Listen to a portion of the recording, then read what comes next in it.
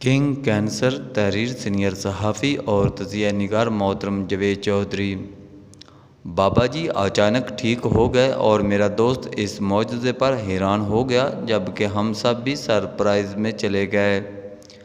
آپ خود سوچئے، آپ کے والد 80 سال کے بزرگ ہوں، آپ انہیں کبھی ایک ڈاکٹر کے پاس لے کر جاتے ہوں اور کبھی دوسرے ڈاکٹر کے کلینک پر۔ آپ انہیں ہر مہینے 2-3 دن کسی پرائیویٹ اسپتال میں رکھتے ہوں، آپ نے گھر پر نرس اور ڈاکٹر رکھا ہو اور یہ دونوں روزانہ آپ کے والد کا چیک اپ کرتے ہوں۔ آپ بیرون ملک سے ان کے لیے ادویات منگاتے ہوں۔ آپ اپنے والد سے بے پناہ محبت کرتے ہوں اور آپ انہیں کبھی تنہا نہ چھوڑتے ہوں، مگر آپ کے والد صحت یاب نہ ہوں، جسم کے ایک حصے میں درد کی شکایت کرتے ہوں اور کبھی دوسرے حصے میں، اور آپ ان کی وجہ سے ہمیشہ پریشان رہتے ہوں۔ لیکن پھر ایک دن وہ اچانک ٹھیک ہو جاتے ہیں، وہ اٹھ کر چلنا بھی شروع کر دیتے ہیں، کھانا پینا بھی، ہنسنا بھی اور پڑھنا لکھنا بھی۔ تو کیا آپ حیران نہیں ہوں گے؟ اور اس سارے کارنامے کا سہرا آپ کے کام جاننے والے کے سر پر ہو تو آپ کی حیرت یقیناً سرپرائز میں تبدیل ہو جائے گی۔ اور میرا دوست اور ہم سب دوست اس معجزے پر سرپرائزڈ تھے۔ یہ معجزہ ہوا کیسے؟ آپ اس سے قبل وہ واقعہ سنیے جس کے بطن سے اس معجزے نے جنم لیا۔ میرا دوست والد کو لے کر ڈاکٹر کے کلینک پر جا رہا تھا۔ راستے میں اسے اچانک باس کا فون آ گیا۔ باس نے اسے ایمرجنسی میں آفس طلب کر لیا۔ یہ مجبوری واقعی مجبوری تھی اور میرے دوست نے ہر صورت بینک بند ہونے سے قبل آفس پہنچنا تھا۔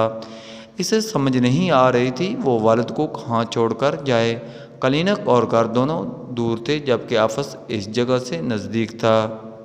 وہ چند لمحوں کے لیے سڑک پر رک گیا۔ اس نے سڑک کے دائیں بائیں پلازوں کی طرف دیکھا۔ اسے اچانک یاد آیا یہاں اس کے ایک جاننے والے کا دفتر تھا۔ اس نے فون پر اس سے رابطہ کیا۔ اس کا جاننے والا اس وقت دفتر میں موجود تھا۔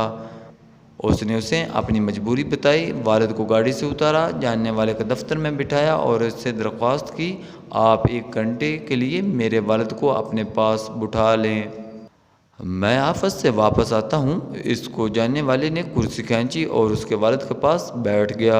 میرا دوست اپنے دفتر چلا گیا۔ وہ گھنٹے کی بجائے 1.5 گھنٹے بعد واپس آیا تو اس نے ایک عجیب منظر دیکھا۔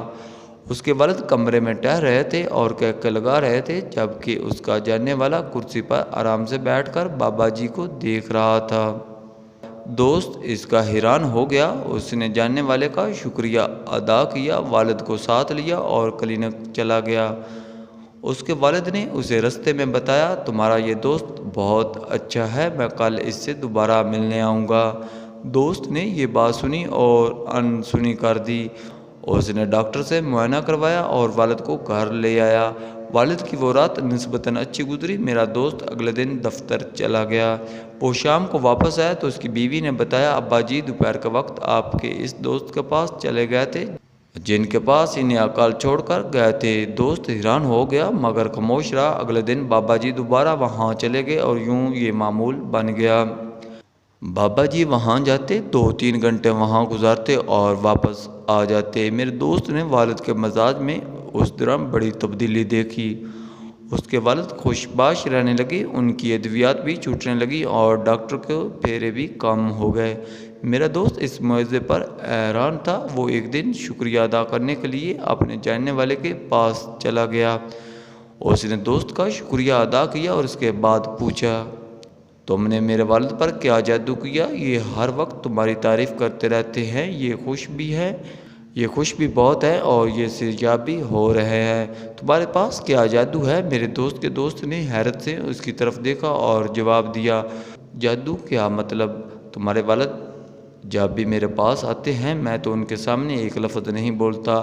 میرا دوست مزید حیران ہو گیا۔ اس نے پوچھا، کیا تم واقعی کوئی لفظ نہیں بولتے؟ اس نے جواب دیا، ہاں، میں 2-3 گھنٹے خاموش بیٹھا رہتا ہوں۔ میرے دوست نے پوچھا، پھر میرے والد تمہاری اتنی تعریف کیوں کرتے ہیں؟ میرے دوست کے دوست نے کہکا لگایا اور بولا، تمہارے والد کو باتیں کرنے والا نہیں، باتیں سننے والا شخص چاہیے، اور میں پوری توجہ سے 2-3 گھنٹے ان کی باتیں سنتا ہوں، اور یہ تو میرا جادو ہے۔ میرا دوست حیرت کی انتہا کو چھونے لگا۔ اس نے دوست سے کہا لیکن میں تو اپنے والد کو بہت وقت دیتا ہوں۔ دوست نے جواب دیا آپ یقیناً وقت دیتے ہوں گے مگر آپ ان کی بات نہیں سنتے، آپ انہیں بتانے اور سمجھانے میں لگ جاتے ہو اور بزرگوں کو سمجھانے اور بتانے والے لوگ نہیں چاہیے ہوتے، انہیں صرف اور صرف توجہ سے سننے والے چاہیے۔ آپ کسی بزرگ کی بات توجہ سے سننا شروع کر دیں، وہ چند لمحوں میں آپ کا دوست بن جائے گا، اور آپ کسی بزرگ کو سمجھانا شروع کر دو، وہ چند لمحوں میں آپ سے اکتا جائے گا۔ میرا دوست اپنے دوست سے جادو کا یہ فارمولہ لے کر میرے پاس آیا۔ ہم نے یہ نسخہ مختلف دوستوں کے ساتھ شیئر کیا، سب نے تجربہ کیا اور 99% وہ نتائج حاصل ہوئے جن کا دعویٰ اس فلسفے کے بانی نے کیا تھا۔ ہم حیران رہ گئے۔ آپ نے کبھی سوچا ہم اللہ تعالیٰ کو اللہ تعالیٰ کیوں مانتے ہیں؟ اس کی ہزاروں لاکھوں وجوہات ہو سکتی ہیں، اور ان ہزاروں لاکھوں وجوہات سے ایک وجہ اللہ تعالیٰ کی طرف سے ہمیں برداشت کرنا، ہمیں سننا بھی ہے۔ اللہ ہماری زندگی کی واحد قوت ہے جو ہماری بات غور اور توجہ سے سنتی ہے، اور یہ اس کے جواب میں ہمیں کوئی نصیحت نہیں کرتی۔ اللہ تعالیٰ ہمیں روزانہ کی بنیاد پر برا بھلا بھی نہیں کہتا، اور یہ ہمیں بار بار سمجھانے کی کوشش بھی نہیں کرتا۔ ہم میں سے کون ہے جو اللہ تعالیٰ کے سامنے بہت معمولی باتوں پر گڑ گڑاتا نہیں، جو اللہ تعالیٰ کے سامنے ناانصافی، زیادتی، بے روزگاری، بیماری اور سماجی مسائل کا رونا نہیں روتا، اور اللہ تعالیٰ جواب میں اس کو خط لکھتا ہو، اس سے گفتگو کرتا ہو، یا پھر ٹیلی فون، فیکس یا ای میل کے ذریعے اس کے اعتراضات کے جواب دیتا ہو۔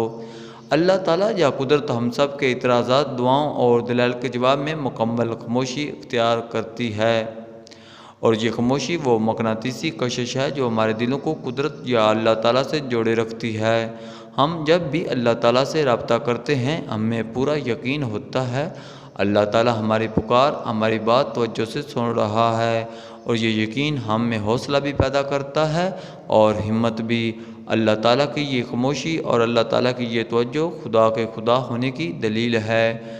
توجہ اور خاموشی اللہ تعالیٰ کی سنت ہے، اور ہم میں سے جو شخص اس سنت پر عمل کرتا ہے اس کی ذات میں مقناطیسیت پیدا ہو جاتی ہے، اور یہ مقناطیسیت جادو کی طرح دوسروں پر اثر کرتی ہے۔ ہم سب پوری زندگی دوسروں کی سنتے رہتے ہیں، والدین سے لے کر استاد تک، اور محلے والوں سے لے کر مولوی صاحب تک، اور ہمسائے سے لے کر ڈاکٹر صاحب تک۔ دنیا کے تمام لوگ ہمیں کچھ نہ کچھ بتاتے رہتے ہیں، ہمیں کچھ نہ کچھ سمجھانے کی کوشش کرتے رہتے ہیں۔ ہم یہ سب کچھ سن کر تنگ آ جاتے ہیں، اور پھر ہمارے دل میں ایک خوفناک خواہش سر اٹھاتی ہے، کاش کوئی ہماری بات بھی سن لے، کاش کوئی ہم پر بھی توجہ دے دے۔ ہم لوگوں سے باتیں کرنے کی کوشش کرتے ہیں مگر یہ ہمارے ساتھ بحث شروع کر دیتے ہیں، یہ ہمارے سامنے آرگومنٹس کے انبار لگا دیتے ہیں، اور یوں ہماری بات کرنے کی خواہش ہی رہ جاتی ہے، اور ادھوری خواہشیں کینسر ہوتی ہیں۔ خواہشوں کا صرف ایک ہی حل ہے، آپ انہیں پورا کریں یا پھر مار دیں، آپ انہیں ادھورا نہ رہنے دیں، بلکہ کیونکہ ادھوری خواہشیں چند ماہ میں بیماری بن جائیں گی، اور ہمارے تمام بزرگ اس بیماری کا شکار ہوتے ہیں۔